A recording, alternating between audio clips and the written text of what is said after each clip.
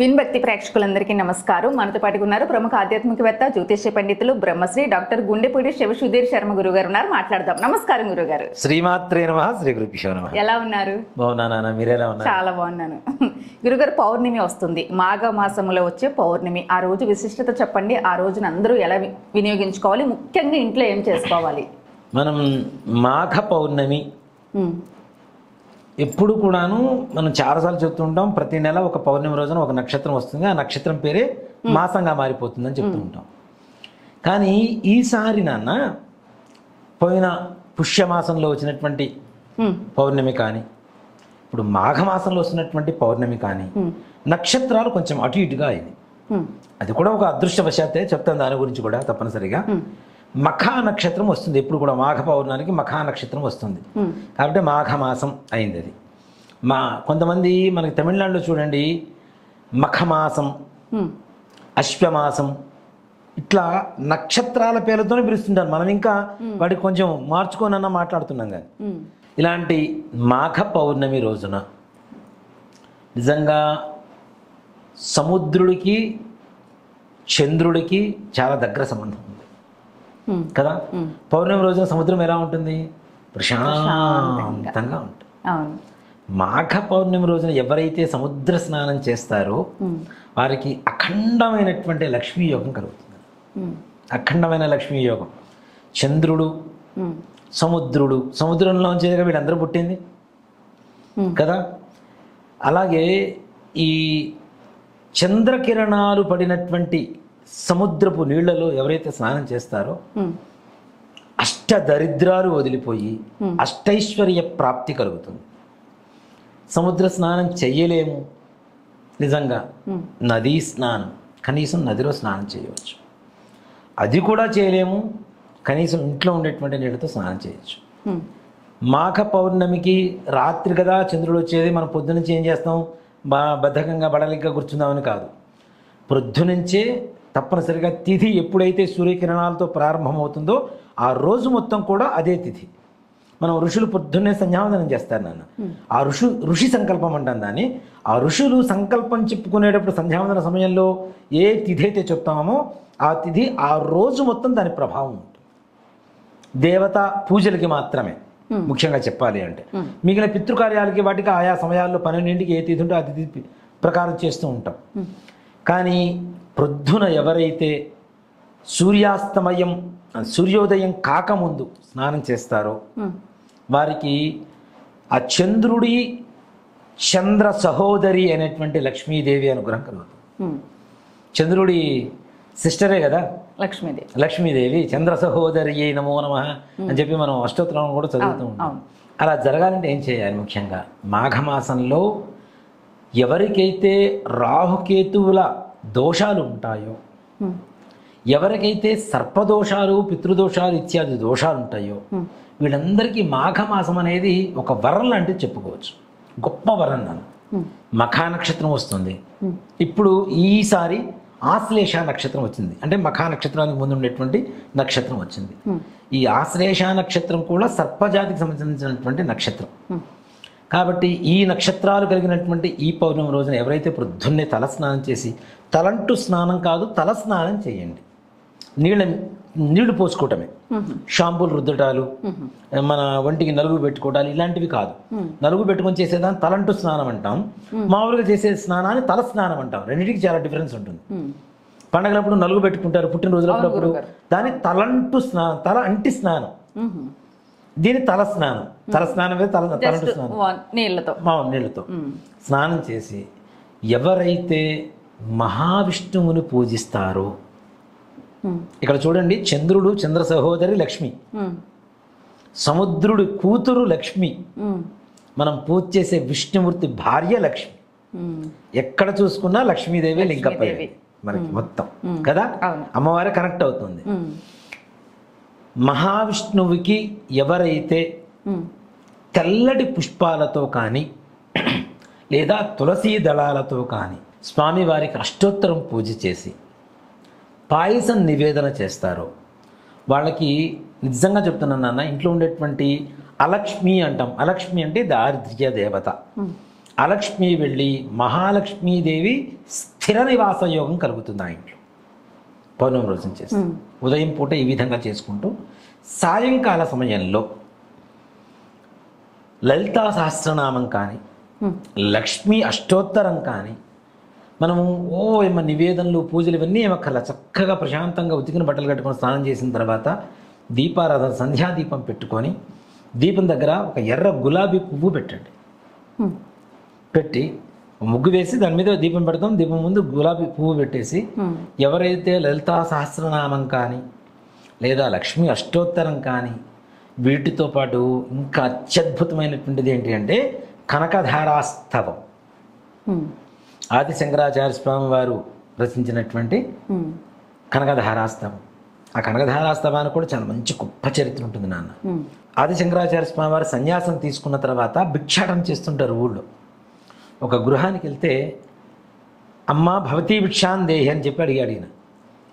ఇవ్వడానికి ఏమీ లేవు. వచ్చింది యతి అంటే సన్యాసి.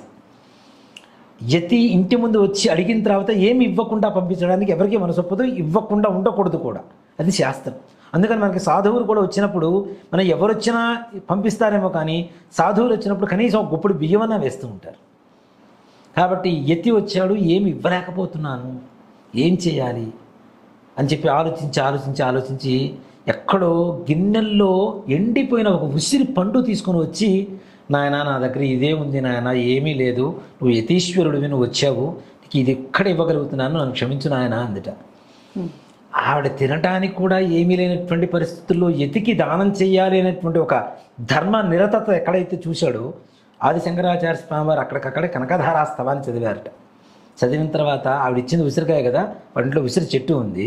ఆ ఉసిరి చెట్టు నిండా బంగారు ఉసిరికాయలు వచ్చేట్టుగా కనకధారాస్తవాన్ని చదివాడు. అంటే కనకధారాస్తవం అంటే కనక అంటేనే బంగారం, ధార అంటే ధారగా పడుతూ ఉంటుంది స్తవం. అంతటి యోగాన్ని కనకధారాస్తవం ఇస్తుంది. కాబట్టి కనకధారాస్తవాన్ని లక్ష్మీ అష్టోత్తరంతో కానీ లలితా సహస్రనామంతో కానీ తప్పనిసరిగా ఎవరైతే పారాయణ చేస్తారో వాళ్ళకి నిజంగా మంచి గృహంలో ఉండేటువంటి సకల బాధలు తొలగిపోతాయి, అష్టైశ్వర్యాభివృద్ధి కలుగుతుంది. దాంతోపాటుగా చాలామంది కూడాను ఇన్సెక్యూర్ ఫీలింగ్ అనేది, అందం అనేటువంటిది కూడా చాలామందికి ప్రాముఖ్యత కలిగజేసేటువంటిది ఈ రోజుల్లో. చాలా అది కేశ సంపద కావచ్చు కానివ్వండి, లేదంటే ముఖ వర్చస్సు కానివ్వండి, వాళ్ళకు ఉండేటువంటి సమస్యలు చాలా మంది ఉన్నారు. చర్మ వ్యాధులకు సంబంధించినటువంటి వాళ్ళు కూడా ఉన్నారు. ఇట్లాంటి వాళ్ళకు కూడా మాఘ పౌర్ణిమ చాలా విశేషం నాన్న. సాయంకాల సమయంలో చంద్రోదయం అయిన తర్వాత ఎవరైతే దీపారాధన చేసుకొని సౌందర్య లహరి చేస్తారో వారికి ఉండేటువంటి ఏవైతే రుగ్మతలు అంటే శారీరకమైనటువంటి చర్మ సంబంధమైనటువంటి రోగాలు కానివ్వండి, ఇలాంటివన్నీ కూడా తొలగిపోయి, అంటే చంద్రుల్లో ఉండేటువంటి షోడశ కళలు మొత్తం వీరి ముఖంలో విరాజిల్లడానికి మంచి అవకాశం కలుగుతుంది సౌందర్యలహరి అనేటువంటిది. ఇప్పుడు చాలామంది కూడా చదువుతూ ఉన్నారు సౌందర్యలహరి. నిజంగా సౌందర్యలహరి చదవటం వల్ల ఏమొస్తుందని చాలామంది అడుగుతుంటారు. సౌందర్యలహరిలో ఉండేటువంటి అక్షరాల సంపుటి ఎలా ఉంటుంది అంటే, ఫేస్లో ఉండేటువంటి ప్రతి నరం కదలిక, రక్త ప్రసరణ సవ్యంగా సాగేట్టుగా, రక్త ప్రసరణ కరెక్ట్గా ఉండి కండరాలు మొత్తం కరెక్ట్గా పనిచేస్తే ముఖం ఎలా ఉంటుంది, వర్చస్సుగా ఉంటుంది కదా. ఇప్పుడు చాలామంది కూడా మంత్రాలు చదివేటువంటి వాళ్ళు గట్టిగా చదువుతూ ఉంటారు. చదివినప్పుడు లోపల కండరాలు మొత్తం కదిలిపోయి ఒక ముఖ వర్చస్సు పెరుగుతూ ఉంటుంది. హోమాలు యాగాలు చేసేటువంటి బ్రాహ్మణులు చూడండి, ముఖ వర్చస్సు పెరుగుతుంటుంది. పుష్కలంగా కనిపిస్తుంది ఆ తేజస్సు. ఎందుకు? ఈ కండరాలకు కావలసినటువంటి కదలిక, వ్యాయామం, మన ముఖానికి కావలసినటువంటి వ్యాయామం కలుగుతుంది. దానివల్ల ముఖ వర్చస్సు పెరుగుతుంది. ఆ యొక్క సౌందర్యలహరి అధిపతి అయినటువంటి లలిత అమ్మవారే మన ముందు కూర్చుందా అనేటువంటి పరిస్థితి వస్తుంది.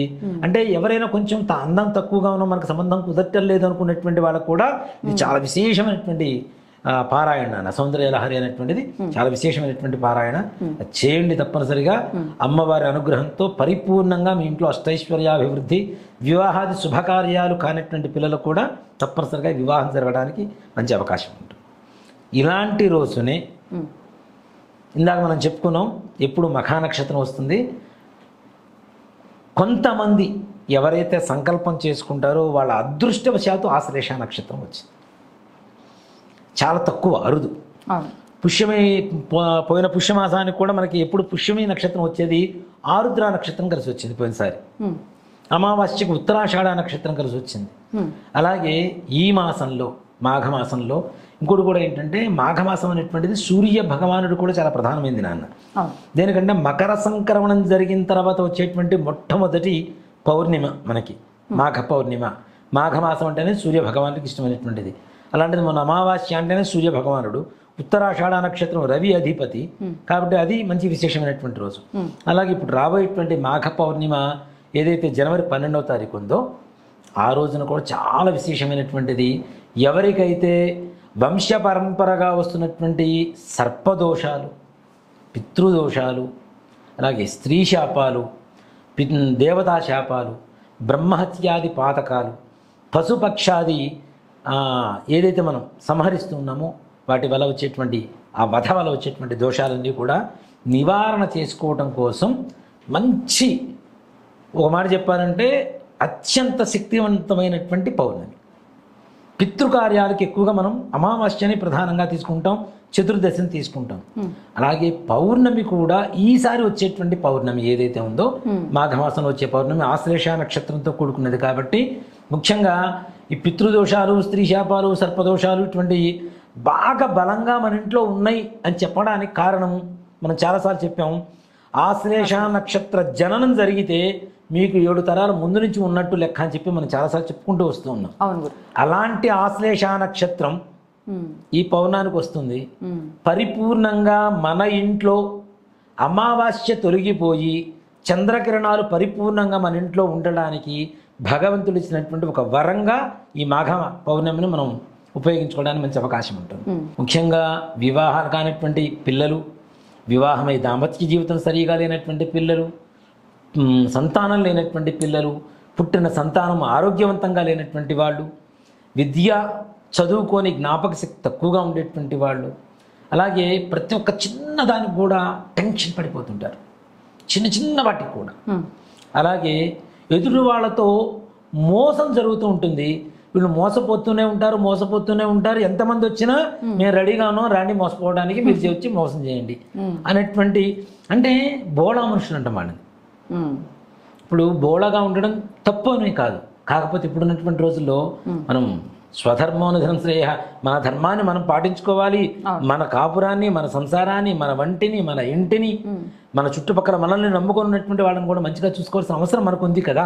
అలాంటప్పుడు మోసపోతూనే ఉంటే ఈ జీవితంలో మన పిల్లలకి మనం ఏం చేయగలుగుతాం?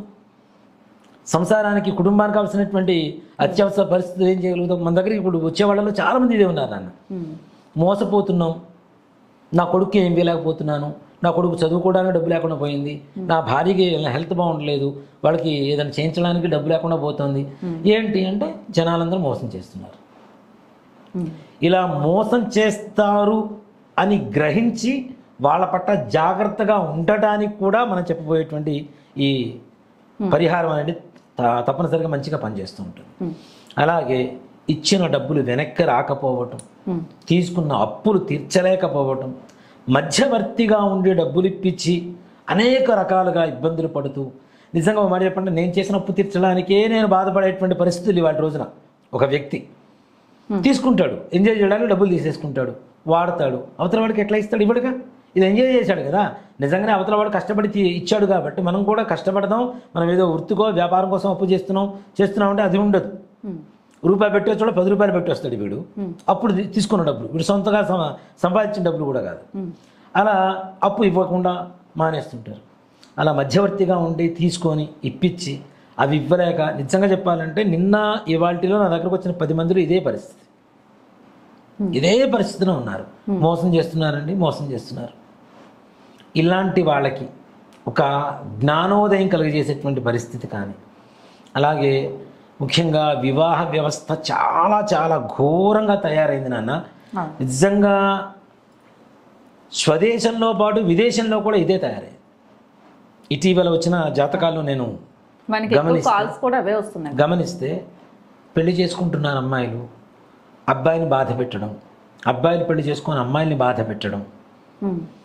ఇప్పుడు తల్లిదండ్రుల బలవంతం మీదనో ఎవరో బలవంతం మీదనో పెళ్లి చేసుకోవడం కాదు కదా, నిర్మోహమాటంగా చెప్పగలిగితే బాగుంటుంది.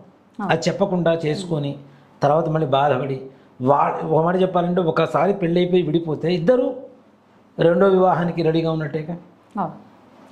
ఒకసారి పెళ్ళి అవ్వడానికే బాధపడుతున్నటువంటి ఈ రోజుల్లో రెండోసారి వివాహం అంటే ఎంత కష్టం అవుతుంది. అది దానివల్ల ఎన్ని ఆలోచనలు వస్తాయి నాన్న. రెండో వివాహం అంటే అసలు ఈ అమ్మాయి ఏం చేసిందో, ఈ అబ్బాయికి ఏం లోపాలు ఉన్నాయో, ఎందుకు చేసుకుంటున్నారో. ఇవాటి రోజున ఎలా ఉందంటే కట్నం వద్దన్నా కూడా అది కూడా ఆలోచిస్తున్నారు. వీడికి ఏదో లోటు ఉంది అందుకని వీడు కట్నం వద్దంటున్నాడు కదా. మంచితనాన్ని కూడా మనం చెడుగానే ఆలోచిస్తున్నారు చాలా మంది. ఇలాంటి పరిస్థితుల్లో వాళ్ళకి వివాహం కావాలంటే ఎంత కష్టం అవుతుంది. ఎక్కువగా బాధపడుతున్నటువంటి వాళ్ళు ఎక్కువ మంది ఉన్నారు నాన్న. నిజంగా పెళ్లి చేసుకుంటున్నారు. నేను గత 4-5 జాతకాలు చూసిన వాటిలో చెప్తున్నాను. పెళ్లి చేసుకుంటున్నారు, అబ్బాయి ఇంట్లోంచి బయటకు వస్తున్నాడు, అమ్మాయి మాత్రం ఎంజాయ్ చేస్తుంది ఆ ఇంట్లో కూర్చొని. వీడితో సంబంధం ఉండదు కానీ అమ్మాయి మాత్రం ఇంట్లో కూర్చొని ఎంజాయ్ చేస్తుంది.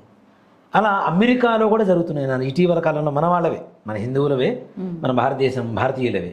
అలా జరుగుతున్నటువంటి పరిస్థితులు చాలా ఎక్కువగా ఉన్నాయి.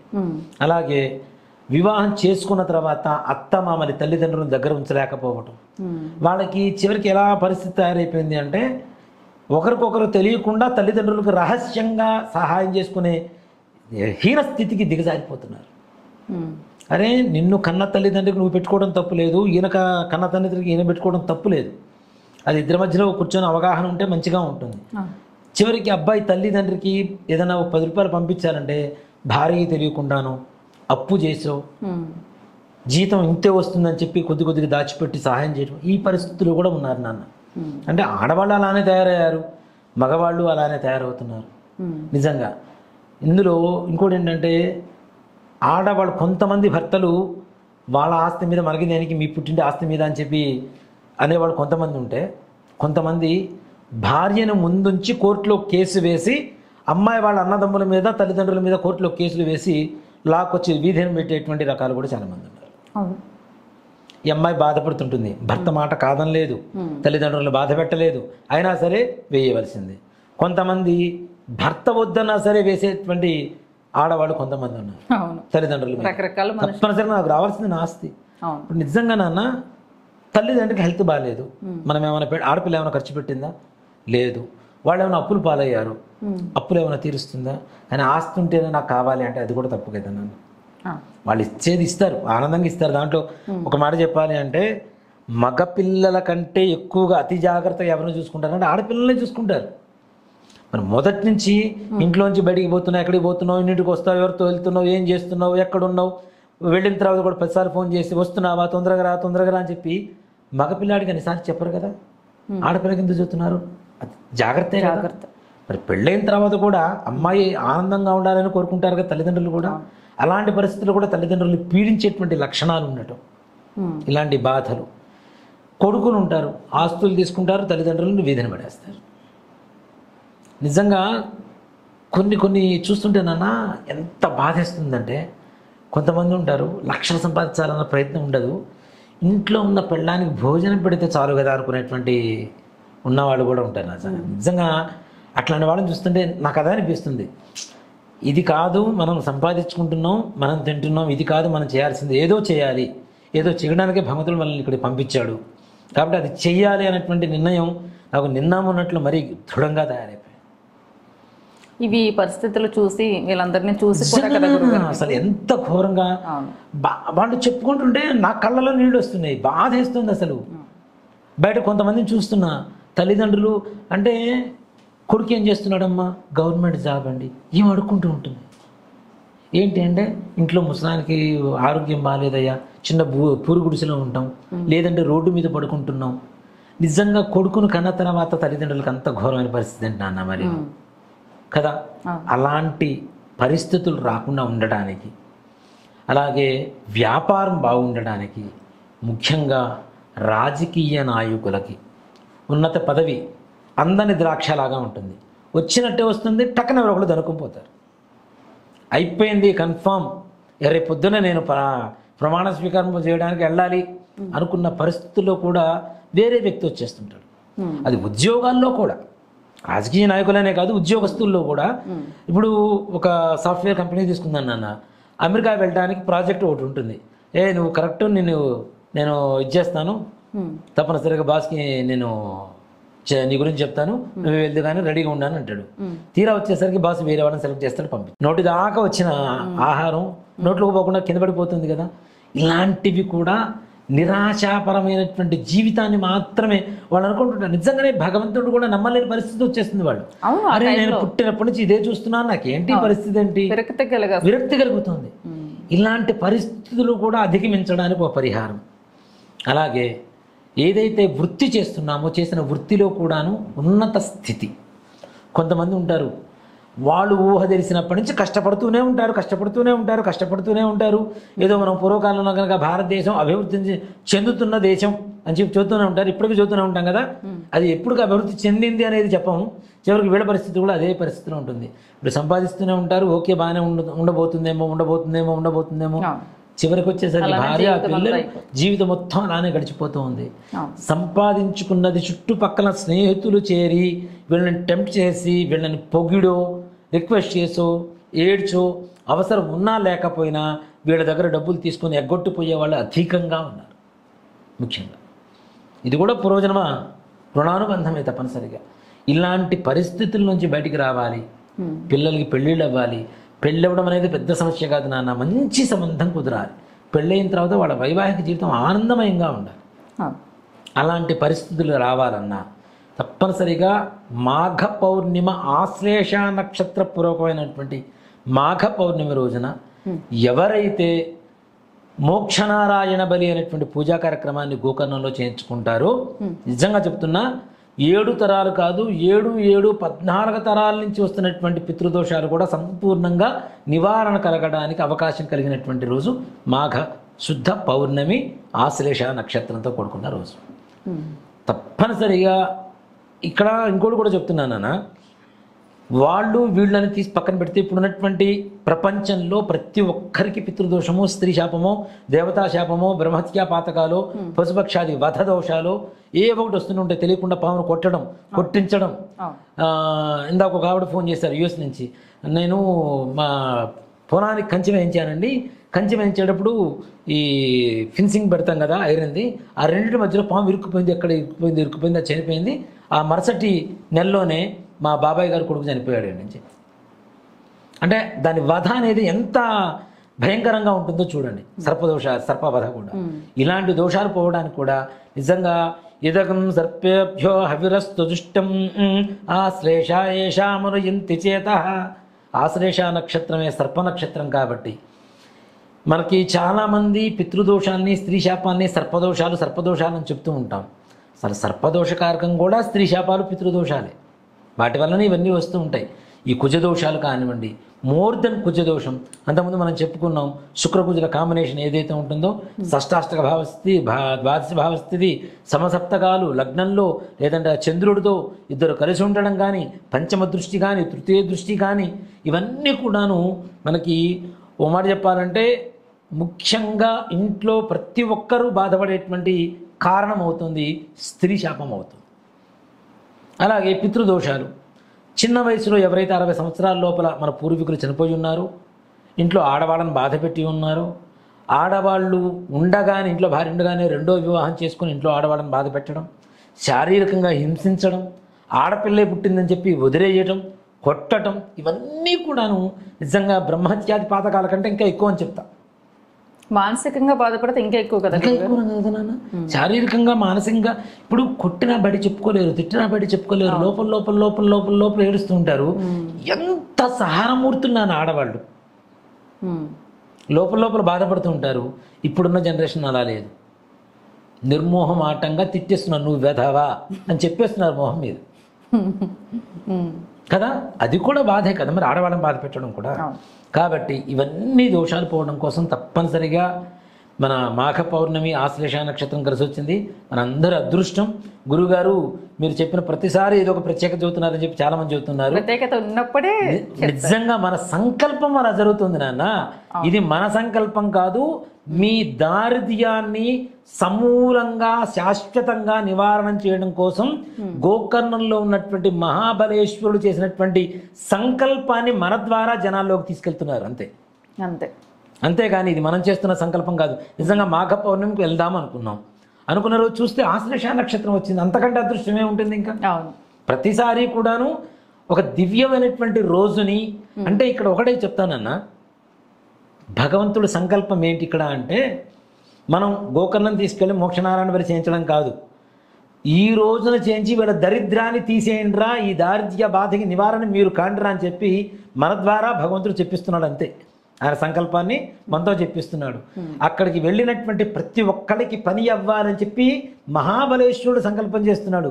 ఫలానా రోజున రండి, తప్పనిసరిగా నేను నా అనుగ్రహం మీకు పరిపూర్ణంగా ఇస్తాను, ఈ రోజున చేయించుకుంటారా అని చెప్పి ఆయన సంకల్పం చేసి, అంటే చేయించుకున్న ప్రతి ఒక్కరికి మంచి ఫలితం రావాలనేది భగవంతుడి సంకల్పం కూడా. కాబట్టి ఆ సంకల్పాన్ని మన ద్వారా చెప్పిస్తున్నాడు. తప్పనిసరిగా ఎన్నిసార్లు చెప్పినా ఏం చెప్పినా మరలా చెప్తూనే ఉంటా. మన వీడియో చూస్తున్నారు అంటేనే ఈ బాధల్లో ఏదో రకమైనటువంటి బాధ ఉన్నవాళ్ళు మాత్రమే చూస్తారు, ఈ దోషాలు ఉన్నవాళ్ళు మాత్రమే చూస్తారు. చూసిన తర్వాత తప్పనిసరిగా రెస్పాండ్ అవుతుంటారు. మనం ఇంకోటి చాలాసార్లు చెప్పేది ఏంటి, ఒక గురువు ద్వారా వెళ్ళటం ద్వారా దాని పరిపూర్ణత చేకూరుతుంది అనేటువంటిది నమ్మకం. ఇప్పుడు గురువు లేని విద్య, ధ్వజస్తంభం లేని గుడి, దీపం లేని ఇల్లు, ఇల్లాలు లేని ఇల్లు ఎలా ఉంటుంది? అలానే ఉంటుంది. ఒక గురువుతో వెళ్ళటం ద్వారా తప్పనిసరిగా మంచిగా, అంటే నేనేదో ఉన్నతమైనటువంటి స్థానంలో ఉన్నాను ఇదేమని చెప్పుకోవడానికి ఎప్పుడు నిత్య విద్యార్థినే, ఇప్పటికీ పుస్తకాలు తిరిగేస్తూనే ఉంటా. ఎవరు ఏం చెప్పినా దాంట్లో ఉండేటువంటి మంచి అంటే అనేది ఏరుకుంటూ ఉంటాను, నేర్చుకుంటూనే ఉంటా. చెప్పాను కదా మీ దగ్గరే కొన్ని నేర్చుకున్నాను నేను. అయ్యో, సహనం నిజంగా నానమ్మో, ఆ సహనం చాలా గొప్ప సహనం ఉంది మీ దగ్గర. ఆ సహనాన్ని నేను అదే నేర్చుకున్నా. ఇంకా నాకు బేసికల్గా నాకు సహనం ఉంటుంది, ఇంకా ఎక్కువ ఇంకా ఇంకా ఇంకా ఇంకా నేర్చుకోవాలి, మనం ఇంకా సహనంగా ఉండాలని నేను మిమ్మల్ని ఈ గోకర్ణం తీసుకున్నప్పుడే నేర్చుకున్నాను నేను. అట్లా ప్రతి ఒక్కరి దగ్గర నేర్చుకునేటువంటి స్థాయిలోనే ఉంటాం. ఎప్పుడైతే నిత్య విద్యార్థిగా ఉంటాడో వాడు గురువుగా ఉంటారు, ఎప్పుడైతే నేనే గురువు అనే అహంకారం ఉంటుందో వాడు విద్యార్థి కంటే హీనంగా ఉంటాడు. కాబట్టి నేను ఎప్పుడు నిత్య విద్యార్థినే, దాంట్లో ఏ రకమైనటువంటి సమస్య లేదు. భగవంతుడు ఈ వ్యక్తి ద్వారా వీళ్ళ కర్మ నిర్మూల కావాలని చెప్పి రాసి ఉంటే తప్పనిసరిగా మనతో వస్తారు గ్యారంటీగా. కాబట్టి మీరు అలాంటి ప్రత్యేకమైన తిథుల్లోనే మనకి కుదురుతుంది. చాలా మంది ఫోన్ చేస్తున్నారు, ఎప్పుడు పడితే అప్పుడు చేయించుకోవచ్చా, వెళ్ళొచ్చా అని కూడా అడుగుతున్నారు గురువు. నాన్న ఇక్కడ ఒక మాట చెప్తాను అన్న, దీంట్లో రకరకాల సంశయాలు ఉన్నాయి జనాలకి. ఎప్పుడు పడితే అప్పుడు వెళ్ళొచ్చా? నిత్యం అన్నం తింటాం, మరి పండగ రోజు ఎందుకు మనం ప్రత్యేకంగా చేసుకుంటాం? అవునా కదా? నిత్యం చేసుకుంటూనే ఉంటాం, నిత్యం తింటూనే ఉంటాం, కూర పప్పు ఫ్రైలు అవి ఇవి చేసుకుంటూనే ఉంటాం. మరి పండగ రోజు ఎందుకు ప్రత్యేకంగా చేసుకుంటాం మనం కదా? అలాంటిదే ఇలాంటి వాటికి కూడాను నిజంగా నేను ఒక్కటి చెప్తానండి, అంటే నా మనస్ఫూర్తిగా చెప్పగలిగినటువంటి మాట ఏంటి అంటే, ఇది నా సంకల్పం కాదు, ఇది నా సంకల్పం కాదు అనేది నేను పరమేశ్వరుడికి తల వంచి మరీ చెప్తా. నిజంగా భగవంతుడి సంకల్పమే. ఆ మాట చెప్తున్నా కూడా నాకు గూస్ బంప్స్ వస్తాయి. దేనికి అంటే నిజంగా నాకు ఇంత దివ్యమైనటువంటి రోజుల్లో మనకి ఎట్లా కలుగజేస్తున్నాడు భగవంతుడు అంటే, పరిపూర్ణంగా మన ద్వారా మనతో వచ్చేటువంటి వాళ్ళకి, మనల్ని నమ్ముకున్నటువంటి వాళ్ళకి పరమేశ్వరుడు పరిపూర్ణమైనటువంటి అనుగ్రహాన్ని ఇవ్వడానికి సిద్ధంగా ఉన్నాడు. మనం తీసుకోవడమే మన ఆలస్యం అని చెప్తాను. సగర్వంగా చెప్పుకోవచ్చు నాన్న, దాంట్లో ఏ మాత్రం కూడా సంశయం లేదు. భగవంతుడి సంకల్పం అందులో మన మీద దృష్టి కలిగింది భగవంతుడికి. అంతకు మించి మనకేం కావాలి? ఇంకో జన్మ కూడా వద్దు. ఇంతమంది ఉండేటువంటి కర్మ విముక్తి చేసేటువంటి అదృష్టాన్ని మనకి భగవంతుడు మన ద్వారా కలుగు చేస్తున్నప్పుడు ఇక మనకు వద్దు, ఇంకో జన్మ కూడా వద్దని చెప్తాను నేనైతే. నిజంగా చెబుతున్నా, నా మనస్ఫూర్తిగా చెబుతున్న మాట. అంత గొప్ప సంకల్పాన్ని భగవంతుడు, అంటే మన మీద అంత అనుగ్రహం ఉంది ఆయనకి. మీకే కాదు, మీ ద్వారా వచ్చే వాళ్ళందరూ కూడా నేను ఇవ్వడానికి రెడీగా ఉన్నానా, తీసుకొని రండి, తీసుకోండి, నా దగ్గర అనుగ్రహం తీసుకోండి, మీరు బాగుపడండి అని చెప్పి పరమేశ్వరుడు ఏదైనా చెయ్యాలంటే మరి అలానే కదా గురువు. అంతే కదా, డైరెక్ట్ గా ఆయన దైవం మానుష రూపేణ, అంతే. భగవంతుడు ఎలా? మనిషి రూపంలో కదా. ఎవరైతే మనకు సహాయం చేస్తారో వాడు భగవంతుడు అంట, అంతే కదా. ఆయన సంకల్పాన్ని ఒకళ్ళ ద్వారా తప్పనిసరి నెరవేరుస్తూ ఉంటారు. రావణాసురుడు తీసుకొచ్చినటువంటి ఆత్మలింగం ప్రతిష్ఠ జరిగినటువంటి స్థలం వినాయకుడి చేతుల మీదుగా ఒక భగవంతుడు సాక్షాత్తుగా అక్కడ వచ్చి వెలిసి ఉండొచ్చు కదా. అది మనం జ్యోతిర్లింగాలు అంటున్నాం, పంచభూత లింగాలు అంటున్నాం, పంచారామాలు అంటున్నాం, వెలిసిన దేవాలయాలు అంటున్నాం. కానీ సాక్షాత్తు పరమేశ్వరుడు అత్యంత భక్తుడైనటువంటి రావణాసురుడు చేతుల మీదుగా అంత దూరం ప్రయాణం చేసి ఆయన కుమారుడైనటువంటి గణపతి చేతుల మీదుగా ప్రతిష్ఠ జరిగినటువంటి ఏకైక స్థలం ప్రపంచంలో ఏదైనా ఉందంటే అది ఒక గోకర్ణం మాత్రం. అది కూడా సంకల్పమే కదా గురువు. మరి గణపతి ప్రతిష్ఠ చేసినటువంటిది అవును. కదా. మరి అంత పరమ పవిత్రమైన శక్తివంతమైనటువంటి ఆ శివలింగాన్ని దర్శించిన, అందులో స్పర్శాదర్శనం మనకి స్పృశించిన మనకుండేటువంటి సకల పాపాలు పటాపంచలైపోతాయి. సాక్షాత్ పరమేశ్వరుణ్ణి ముట్టుకుంటే మనం బొందితో కైలాసానికి వెళ్ళినట్టే నాన్న. ఒక మాట చెప్పాలంటే ప్రాణంతో కైలాసానికి వెళ్ళినట్టే. మనం సామాన్యంగా వెళ్ళలేం, అవునా? ఈ ఇహలోకంలో ఉండేటువంటి పాపాల మధ్యలో బతుకుతున్నటువంటి పరిస్థితి వెళ్ళలేం. ఇట్లానే అంబానీ గారి దగ్గర ఒక సన్యాసి వచ్చాట. ఒక సన్యాసి వచ్చి అడిగాట, భిక్ష భవతి భిక్షాన్ దేహి, నేను ఇవ్వను పో అన్నట్ట. నువ్వు జీవితంలో ఇంత సంపాదించావు, ఏవి నువ్వు కట్టుకొని పోలేవు, దానాలు చేయకుండా పోతున్నావు, నీ బతుకంతా ఇంతే అన్నట్టు. అప్పుడు అంబానీ గారు ఆయన కంపెనీలో ఒక ప్రకటన ఇచ్చారు, నేను సంపాదించుకున్న సంపాదనతో సహా చనిపోయిన తర్వాత స్వర్గానికి వెళ్ళడానికి ఎవరైతే దారి చెప్తారో వాళ్ళకి 10 లక్షలు ఇస్తారన్నట్టు. సరే చూశాడు 2 నెలలు 3 నెలలు అయింది, ఎవ్వరు చెప్పలేకపోతున్నారు. అట్లా ఊరు మొత్తం ప్రకటించాడు. ఒక్కడు వచ్చాడు, నేను చెబుతాను, మీరు సంపాదించుకున్న సంపాదనతో సహా స్వర్గానికి వెళ్ళడానికి దారి నేను చెప్తాను అన్నట్టు. చెప్పు అన్నట్టు. అంటే మీరు ఇప్పుడు ఇక్కడ నుంచి అమెరికా వెళ్తారు కదా, ఇండియా నుంచి డబ్బులు తీసుకొని వెళ్తారు. అమెరికాకి వెళ్ళిన తర్వాత ఏం చేస్తారు? ఇండియన్ కరెన్సీని అమెరికన్ కరెన్సీగా మార్చుకుంటాను. మరి ఆస్ట్రేలియాకి వెళ్తే ఇదే కరెన్సీని ఆస్ట్రేలియా కరెన్సీగా మార్చుకుంటాను. మలేషియాకి వెళ్తే అక్కడ కూడా కరెన్సీ మార్చుకుంటాను. ఇంతకు నువ్వు చెప్పాల్సింది ఏదో చెప్పురా అన్నట్ట. నీ దగ్గర ఉన్నటువంటి డబ్బుని పుణ్యకార్యాల కోసం ఖర్చు పెడితే ఈ ఖర్చు మొత్తం నీ ఖాతాలో చేరుతుంది, అదే నీతో పాటు వస్తుందని చెప్పాట. పుణ్యమే నీతో పాటు వస్తుందని చెప్పాట. అలాంటి అంటే ఇక్కడ ఖర్చుతో కూడా సంబంధం లేకుండా పరమేశ్వరుడి అనుగ్రహం కలిగితే చాలని చెబుతున్నాం మనం కదా.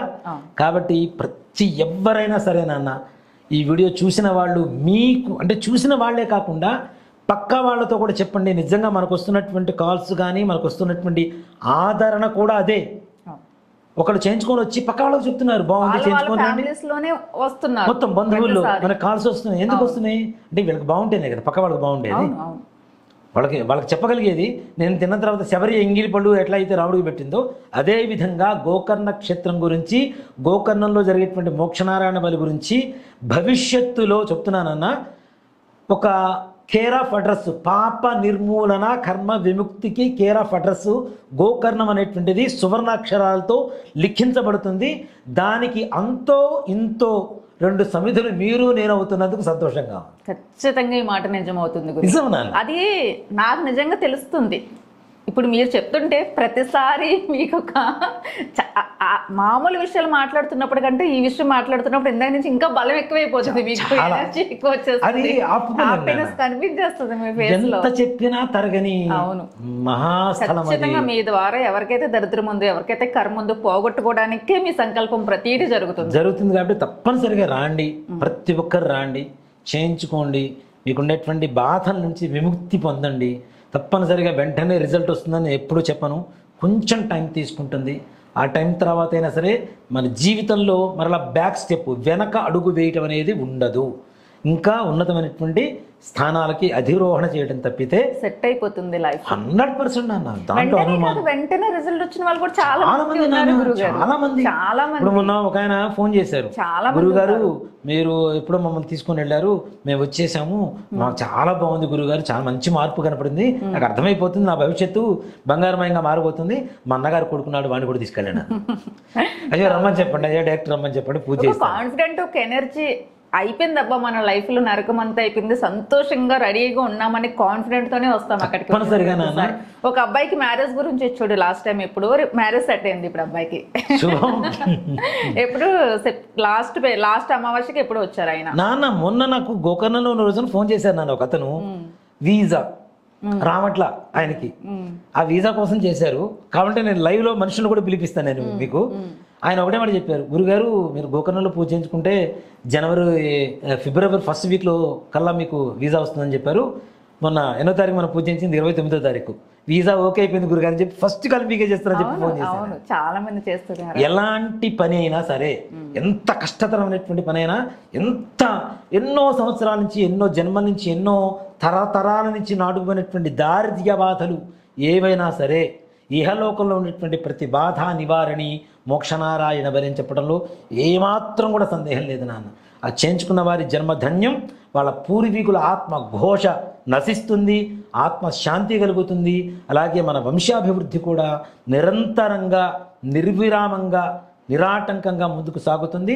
మన భవిష్యత్తు కూడా బంగారు బాట వేసుకోవడానికి మొట్టమొదటి మెట్టు అని చెప్పి గుర్తుంచుకోండి, తప్పనిసరిగా చేయించుకోండి. మీ మాటలు వింటేనే ఫస్ట్ కొండంత ధైర్యం వస్తుంది కాబట్టి అంటే వాళ్ళకి. ఇంకోటి కూడా మనం చెప్తున్నది కూడా డివైట్ అయిపోయాము.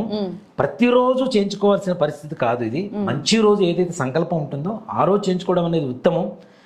మరీ ఇతర దేశాలు వెళ్ళిపోతున్నాం అర్జెంటు, మాకు ఇంతకు మించి అవకాశం లేదు అనుకునేటువంటి వాళ్ళు కొన్ని వారాలు కాల్స్ చేస్తే దాని వివరాలు చెప్తాను తప్పనిసరిగా. వాళ్ళకు ఉండే నక్షత్రాన్ని బట్టి ఏ రోజున చేయించుకుంటే బాగుంటుంది అనుకుంటాం, కానీ ఏ రోజు పడితే ఆ రోజు అన్ని చేసుకొని తింటామంటే కరెక్ట్ కాదు కదా. కాబట్టి ఇది కూడా ఇంకోటి కూడా ఏంటంటే నాన్న, ఇక్కడ కొంతమంది నేను చెప్తున్నాను, కొంతమంది గురించి మాత్రమే చెప్తున్నాను. దయచేసి మీరు 8143666818 ఈ నెంబర్తో ద్వారా మాత్రమే నా ద్వారా జరిగేటువంటి పూజలు జరుగుతాయి. దీంట్లో నిర్మోహమాటంగా చెప్తున్నాను. నా పేరు వాడుకొని ఇంకోళ్ళు చేస్తే నాకు ఏ రకమైనటువంటి సంబంధం లేదు. వాళ్ళు రూపాయి తక్కువ తీసుకోవచ్చు, ఎక్కువ తీసుకోవచ్చు. ఒకటే మాట చెప్తానన్న, చార్మినార్లో దొరికే రంగురాయి, జ్యువెలరీ షాప్లో దొరికే డైమండ్, రెండింటిని ఒకటే దానికి గుర్రాన్ని గాడిదని ఒకే గాడికి కట్టేస్తాను అంటే అది కరెక్ట్ కాదు. నేను కూడాను అందరికీ అందుబాటులో ఉండేట్టుగా కరెక్ట్గా పూజ జరిగేటువంటి స్థలాలకు తీసుకెళ్ళి మనం ఆ దాంట్లో నిష్ణాతులైనటువంటి వాళ్ళతో మనం ఆ పూజలు చేస్తున్నాం. దయచేసి నా పేరు ఎవరు వాడుకున్నా నాకు సంబంధం లేదు. నేను ఆ పూజలకి అక్కడ ఉండేటువంటి రిజల్ట్కి బాధ్యుణ్ణి కాను. కేవలం నేను చెప్పినటువంటి 8143666818 అనే నెంబర్కి చేయండి. ఇక్కడి నుంచి కన్ఫర్మేషన్ తీసుకున్న తర్వాతనే నాతో రావడం కానీ నా ద్వారా పూజ జరగడం కానీ జరుగుతుంది. దయచేసి ఏ రోజు పడితే ఆ రోజు చేయించుకోకండి. దాని కూడా తిథి వార నక్షత్ర యోగ కరణాలు అనేటువంటిది చాలా ప్రాధాన్యత ఉంటుంది. ఎవరికైనా అర్జెంటుగా వెళ్ళాలి అనుకున్నా గురుగారు దాన్ని బట్టి వాళ్ళ నక్షత్రాన్ని బట్టి మంచి రోజు చూసి చెప్తాను నేను. అంతేగాని దయచేసి వేరేలా మోసపోకండి. ముఖ్యంగా రూపాయి తక్కువ చెప్పొచ్చు, దాంట్లో నేను కాదని చెప్పడాలా. అక్కడ ఒక మాట చెప్పారంటే 5,000 రూపాయల నుంచి 1,50,000 రూపాయల వరకు తీసుకునే వాళ్ళు ఉన్నారు. 5,000 రూపాయల నుంచి. ఇప్పుడు ఆన్లైన్లో చూసామండి, మాకు 10,000 కనపడింది, 12,000 కనపడింది, 16,000 కనపడింది, 18,000 చెప్పారు. ఇంకో ఛానల్ వాళ్ళు అది చెప్పారు, ఇది చెప్పారు. ఇవి కాదు. నేను ఒక రకమైనటువంటి ధరని ఎందుకు నిర్ణయించుకొని చెప్తున్నాము అంటే, అక్కడ వాళ్ళు చేసేటువంటి కష్టాన్ని బట్టి, వాళ్ళు ఇచ్చేటువంటి పూజ విధానాన్ని బట్టి, దాన్ని బట్టి మనకు ఆ రిజల్ట్ వస్తుంది. కాబట్టి వాళ్ళని కొంతమందిని నిష్ణాతులని మనం ఎవరైతే ఉన్నారో వాళ్ళని తీసుకొని చేస్తున్నాం. ప్రతి ఒక్కరు కూడాను ముఖ్యంగా ఇంకోటి కూడా ఏంటంటే, ప్రధాన అర్చకులం మేమే ప్రధాన అర్చకులం చెప్తున్నారు. ప్రధాన అర్చకులు కారు, ఆ ఊరి పురోహితులు. అక్కడ చేసేటువంటి వాళ్ళంతా గురుగారులంతా కూడాను పురోహితులే ఉన్నారు, పురోహితులు చేస్తారు. అర్చకులు అంటే ఎవరు? దేవుడి దగ్గర ప్రతినిత్యం ధూపదీప నైవేద్యాలు పెడుతూ పొద్దునే తాళాలు తీసుకొని రాత్రిపూట తాళాలు వేసుకునేటువంటి వాళ్ళని అర్చకులు అంటాం. అర్చకులు వేరు, పురోహితులు వేరు నాన్న కదా. కాబట్టి అర్చకులు కాదు.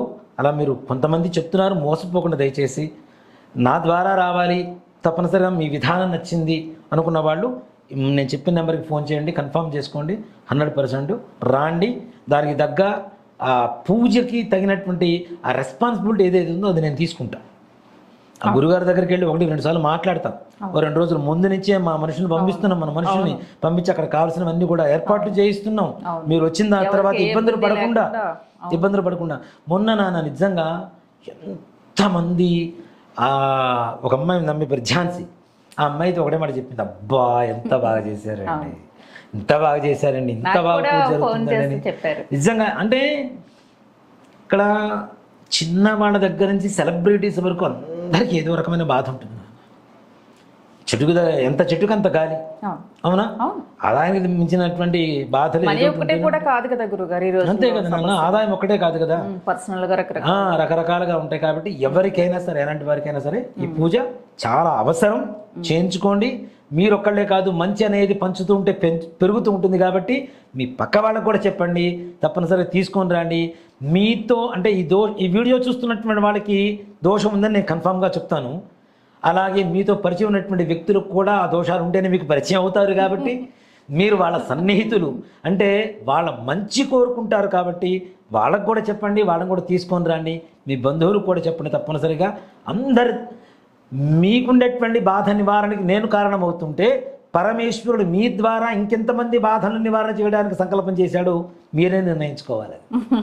అంతే కదా నాన్న? మీతో పాటు మేము కూడా జాయిన్ అవుతాము తప్పనిసరిగా అందరం.